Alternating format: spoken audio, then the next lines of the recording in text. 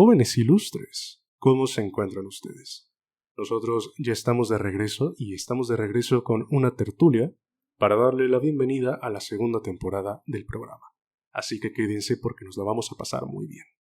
En esta ocasión únicamente me encuentro yo, va a ser una tertulia un poco de uno, pero nos la vamos a pasar bomba de verdad porque vamos a hablar de uno de los experimentos más interesantes jamás llevados a cabo, aquel que se realizó con el axón gigante de calamar.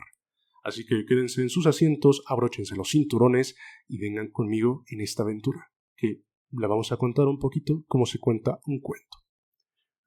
Vamos por la primera cosa, antes de empezar. Cuando hablamos de un axón gigante de calamar, estamos hablando de un axón que es muy grande, no de un calamar que es enorme. Si estaban pensando que íbamos a hablar del Kraken, lamento desilusionarlos un poquito, no vamos a hablar de eso hoy. Habiendo dicho eso, vamos con otros hechos de la vida.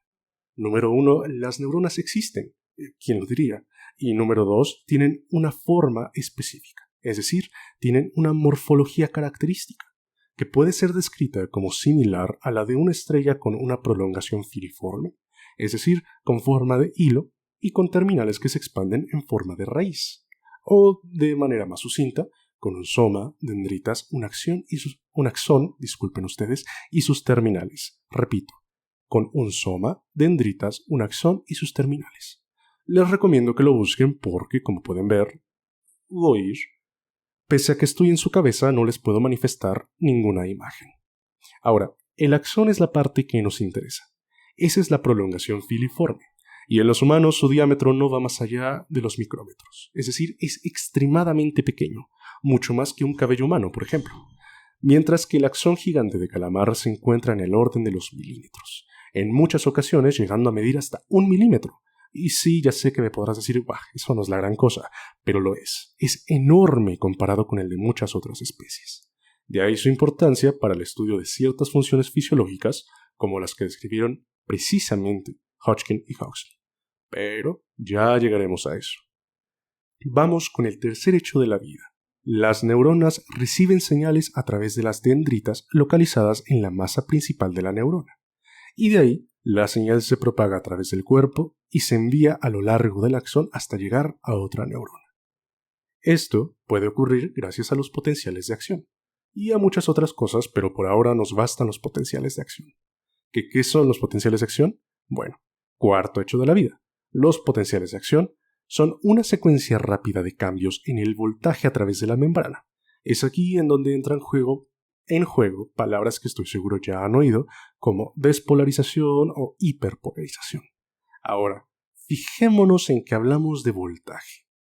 ¿Por qué es interesante esto? Bueno, porque este término probablemente lo tengamos mucho más asociado a baterías, a alimentación eléctrica u otras cosas.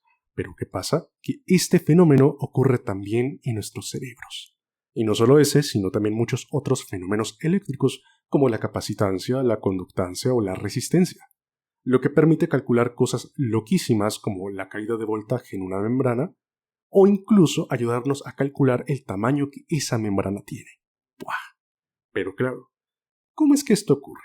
No vamos por la vida enchufándonos a los tomacorrientes. Bueno, ocurre por la existencia de partículas cargadas. Estas partículas se llaman iones y van por dentro y por fuera de la membrana, para lo que también entran en juego un montón de factores interesantísimos, como la existencia de una bicapa fosfolipídica, los canales para el flujo de iones o la naturaleza en sí misma del agua como disolvente polar, permitiendo algo llamado solvatación. Pero bueno, volvamos a lo nuestro porque si no me emociono.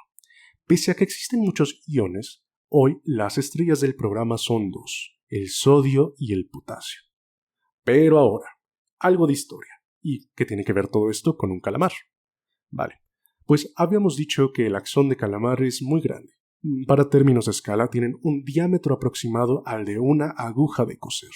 ¿Y cómo lo sabemos? Bueno, lo sabemos gracias a un señor llamado J. Z. Young, un zoólogo y neurofisiólogo inglés que en sus viajes por describir la anatomía de muchos animales marinos terminó encontrándose en 1930 con una estructura, un axón lo suficientemente grande como para tomarlo con pinzas y más importante aún, como para poderle insertar electrodos. Es en este punto en donde además entra otro personaje importante, Andrew Huxley, mejor conocido únicamente como Huxley. Bien, pues por aquellos años, Huxley había empezado a experimentar con la viscosidad del axoplasma del calamar. Esto observando el paso de las gotas de mercurio a través de él, pero sin mucho éxito. De hecho, las gotas se quedaban sobre el corte del axón y solo se movían una vez que el axoplasma se dañaba. Sin embargo, esto terminó incitando algo mucho más emocionante.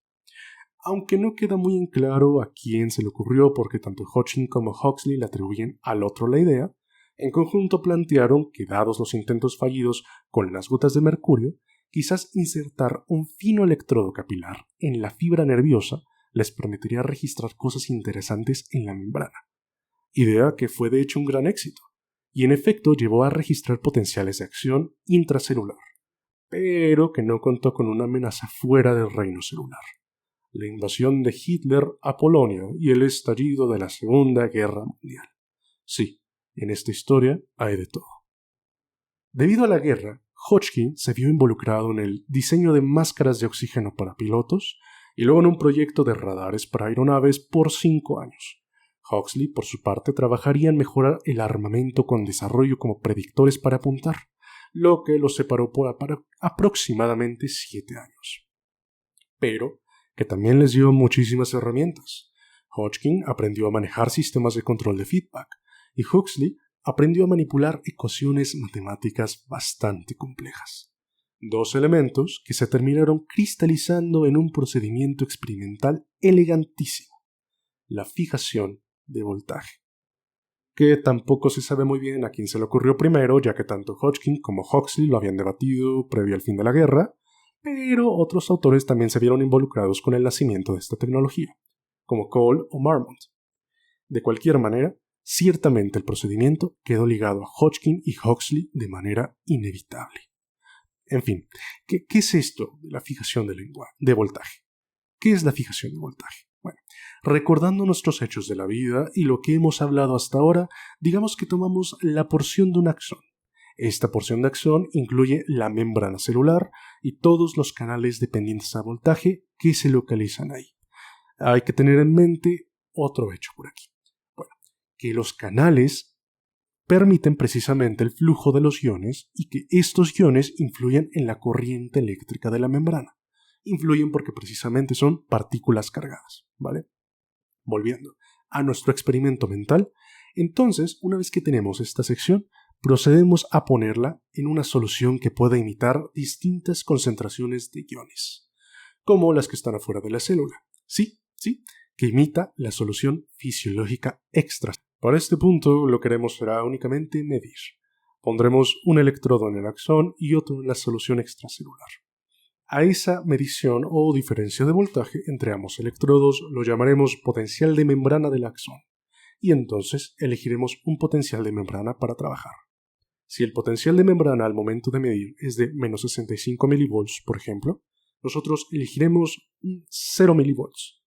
Llegado a este punto, podremos comparar el potencial obtenido en la primera medición con el elegido, pero con un pequeño twist, que si los valores difieren, se inyectará corriente hasta que el potencial de la membrana sea igual al que elegimos, es decir, hasta que pase de menos 65 milivolts a 0 milivolts, dándonos la posibilidad de determinar cuánta corriente se mueve a través de los canales dependientes de voltaje al observar cuánta corriente tiene que ser inyectada para mantener el potencial de membrana estable, algo que, dicho sea de paso, ocurre tan rápido como para ser considerado prácticamente inmediato.